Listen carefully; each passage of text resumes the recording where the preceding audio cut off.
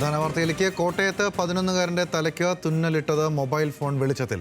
വൈക്കം താലൂക്ക് ആശുപത്രിയിലാണ് ഗുരുതര വീഴ്ച.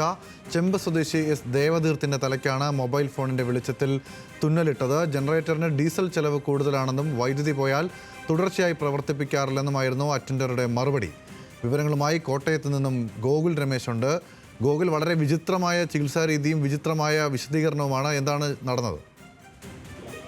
ഗൗതം സൂചിപ്പിച്ചതുപോലെ തന്നെയാണ് വിചിത്രവും അതോടൊപ്പം തന്നെ ഏറെ ഗുരുതരവുമായിട്ടുള്ള ഒരു സംഭവമാണ് വൈക്കം താലൂക്ക് ആശുപത്രിയിൽ ഇന്ന് നടന്നിരിക്കുന്നത്. അതായത് ആശുപത്രിയിൽ തലയ്ക്ക് പരിക്കേറ്റ് വന്നിട്ടുള്ള ചികിത്സയ്ക്കായി എത്തിയ 11-കാരന്റെ തലയിൽ സ്റ്റിച്ച് ഇടുന്നത് അതിനു വേണ്ടിയിട്ടുള്ള വെളിച്ചം ആ മുറിയിൽ ഇല്ലായിരുന്നു. പകരം മൊബൈൽ ഫോണിന്റെ ഫ്ലാഷ് ലൈറ്റ് ഓൺ ആക്കി വെച്ചുകൊണ്ട് ആ വെളിച്ചത്തിൽ തലയ്ക്ക് സ്റ്റിച്ച് ഇട്ടു എന്നുള്ള ഒരു ഏറെ വിചിത്രവും ഒപ്പം ഏറെ അപകടകരവുമായിട്ടുള്ള ദൃശ്യങ്ങളടക്കമാണ് നമുക്കിപ്പോൾ ലഭിച്ചിരിക്കുന്നത്. ഇതിൽ വളരെ ഗൗരവപൂർവ്വമായിട്ടുള്ള വീഴ്ച ആശുപത്രി അധികൃതരുടെ ഭാഗത്തു നിന്നും ഉണ്ടായിട്ടുള്ളതായിട്ട് മനസ്സിലാക്കാനായിട്ട് സാധിക്കുന്നു. 11 വയസ്സ് മാത്രം പ്രായമുള്ള വൈക്കം ചെമ്പ് സ്വദേശി എസ് ദേവതീർത്ഥനെയാണ് ഇത്തരത്തിൽ തലയ്ക്ക് മൊബൈൽ ഫോൺ വെളിച്ചത്തിൽ സ്റ്റിച്ചിട്ട് വിടുന്ന ഒരു സാഹചര്യം വൈക്കം താലൂക്ക് ആശുപത്രി അധികൃതരുടെ ഭാഗത്തു നിന്നും ഉണ്ടായിരുന്നത്. ആദ്യം ഈ കുട്ടിയെ അവിടെ സ്റ്റിച്ചിങ് റൂമിലേക്ക് കൊണ്ടുപോയി. അതിനുശേഷം കാഷ്വാലിറ്റിക്ക് സമീപത്തുള്ള മറ്റൊരു മുറിയിലേക്കാണ് കൊണ്ടുപോയത്. ആദ്യം കാഷ്വാലിറ്റിയിലേക്കാണ് കൊണ്ടുപോയത്.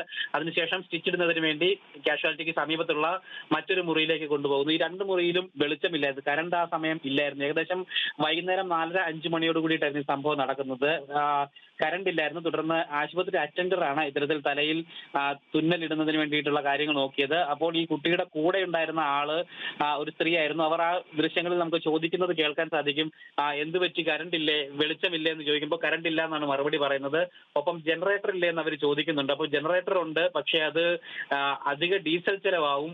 അതുകൊണ്ട് തന്നെ കറണ്ട് തുടർച്ചയായി പോകുന്ന സമയം ഒരുപാട് നേരം അത് ഓണാക്കി ഇടാറില്ല എന്നുള്ള തരത്തിലുള്ള ഒരു വിചിത്രമായിട്ടുള്ള മറുപടിയാണ് അറ്റൻഡറുടെ ഭാഗത്തു നിന്നും ആ സമയത്ത് ലഭിക്കുന്നത്. തീർച്ചയായിട്ടും ഇത് ആശുപത്രി അധികൃതരുടെ നിർദ്ദേശപ്രകാരമാണ് അത്തരത്തിൽ ജനറേറ്റർ പ്രവർത്തിപ്പിക്കാതിരിക്കുന്നത് എന്നുള്ള കാര്യത്തിൽ വ്യക്തത വരികയും ചെയ്തിട്ടുണ്ട്. എന്തായാലും വളരെ ഗുരുതരമായിട്ടുള്ള ഒരു വീഴ്ച തന്നെയാണ് ആശുപത്രി അധികൃതരുടെ ഭാഗത്തു നിന്നും ഉണ്ടായിരിക്കുന്നത്. പ്രത്യേകിച്ച് ചെറിയ പ്രായത്തിലുള്ള ഒരു കുട്ടിയാണ്, അവന്റെ തലയിലാണ് ഇത്തരത്തിൽ ഒരു നിമിഷം ഒന്ന് ഇടപെടുകയാണ്. കാരണം ഈ അറ്റൻഡറുടെ പ്രതികരണം കേട്ടാൽ നമുക്ക് മനസ്സിലാക്കാം, മുൻപും സമാനമായ രീതിയിൽ ഈ ജനറേറ്റർ പ്രവർത്തിപ്പിക്കാത്ത സാഹചര്യങ്ങളിലൊക്കെ തന്നെ ഇത്തരം ചികിത്സകൾ നൽകുന്നത് അവർ മറ്റ് ഇതുപോലെ മൊബൈലിലെ വെളിച്ചം കത്തിച്ചിട്ടോ മെഴുകുതിരി കത്തിച്ചോ ഒക്കെ ആയിരിക്കും എന്നല്ലേ മനസ്സിലാക്കേണ്ടത്. അറ്റൻഡർ അങ്ങനെയല്ലേ പറയുന്നത്. അദ്ദേഹത്തിൻ്റെ പ്രതികരണം നേരത്തെ സൂചിപ്പിച്ച പോലെ തന്നെ ഇതിന് വലിയ ഡീസൽ ചെലവാണ്, അതുകൊണ്ട് നമ്മളത് അങ്ങനെ പ്രവർത്തിപ്പിക്കാറില്ല വൈദ്യുതി വിച്ഛേദിക്കപ്പെടുമ്പോൾ അല്ലെങ്കിൽ കറണ്ട് ഇല്ലാത്തപ്പോഴെന്നല്ലേ പറയുന്നത്. തീർച്ചയായിട്ടും അത് തന്നെയാണ് അയാളുടെ പ്രതികരണത്തിൽ നിന്ന് നമുക്ക് മനസ്സിലാക്കാൻ സാധിക്കുന്നത്. ഇത് മുമ്പും ഇത്തരത്തിൽ തന്നെയാണ് അവിടെ സംഭവവികാസങ്ങൾ നടക്കാറുള്ളത് എന്നുള്ളത് തന്നെയാണ്. എന്തായാലും ഇപ്പോൾ പുറത്തു വന്നിരിക്കുന്ന ഒരു സംഭവം ഇതാണ്, 11-കാരന്റെ തലയിൽ സ്റ്റിച്ചിട്ടത് ഈ മൊബൈൽ ഫോൺ വെളിച്ചത്തിലാണെന്നുള്ളതാണ്.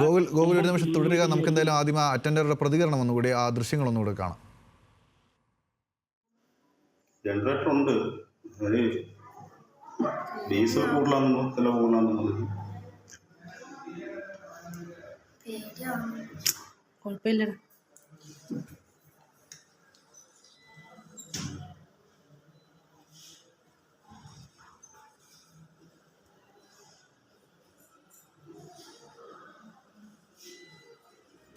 ഗോകുൽ സൂചിപ്പിച്ച പോലെ തന്നെ ജനറേറ്റർ ഉണ്ട്, പക്ഷേ ഡീസലിന് ചിലവാകും എന്ന് തന്നെയാണ് ഈ അറ്റൻഡർ പറയുന്നത്.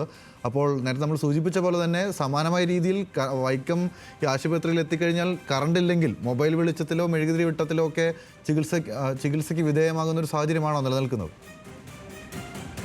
ഇത്തരത്തിലുള്ള സംഭവങ്ങൾ തന്നെ ആയിരിക്കും, അല്ലെങ്കിൽ ഇത്തരത്തിലുള്ള രീതിയിൽ തന്നെ ആയിരിക്കും അവിടെ ചികിത്സാ വിധികൾ നിലനിർത്തുന്നത് എന്ന് ആ അറ്റൻഡറുടെ വാക്കുകളിൽ നിന്ന് തന്നെ നമുക്ക് വ്യക്തമാണ് ചെയ്തത്. കാരണം അയാൾ പറയുന്നത് ഇത്തരത്തിലാണ്, അതായത് അധിക നേരം കറണ്ട് പോകുമ്പോൾ അങ്ങനെ ജനറേറ്റർ ഓണാക്കി ഇടാറില്ല, അത് ഡീസൽ ചെലവ് ഉണ്ടാക്കും എന്നുള്ള ഒരു വിശദീകരണമാണ് അയാൾ നൽകുന്നത്. അത് സൂചിപ്പിക്കുന്നത് മുമ്പും സമാനമായി തന്നെ ആയിരിക്കും അവിടെ കാര്യങ്ങളൊക്കെ നടന്നു പോയിക്കൊണ്ടിരിക്കുന്നത്.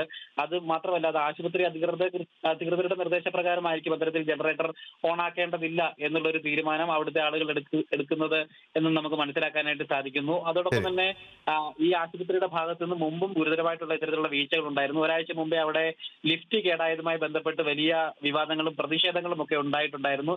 എന്തായാലും അതിന്റെ തുടർച്ചയാണെന്നോണം തന്നെയാണ് ഇപ്പോൾ ഇത്തരത്തിലുള്ള ഒരു വിവാദം കൂടി, അല്ലെങ്കിൽ ഒരു ഗുരുതര വീഴ്ച കൂടി ആശുപത്രിയുടെ ഭാഗത്തു നിന്ന് ഉണ്ടായിരിക്കുന്നത്. എന്തായാലും ഇതിൽ നടപടി ആവശ്യപ്പെട്ടുകൊണ്ട് ഇപ്പോൾ വലിയ പ്രതിഷേധങ്ങളും ഉയരുന്നുണ്ട്.